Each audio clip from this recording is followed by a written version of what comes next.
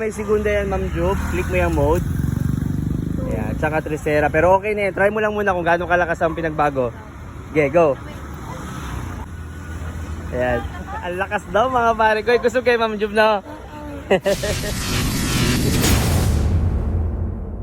Mga pare ko, itatry ni Boss Del ang ating Mavic Thunder na binili sa atin ni Ma'am Juvie. O, yan. Go kuya daw, go. So, ang ating Mavic Thunder is a dual motor mga pare ko. So, 2,000 watts to, kaya napakalakas ng hatak.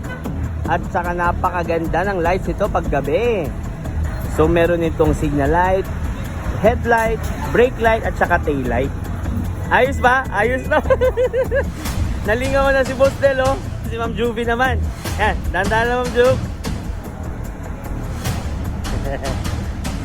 Yun, oh. Meron itong 48 volts and 15 Ah na lithium battery, kaya kayang tumakbo hanggang 40 to 50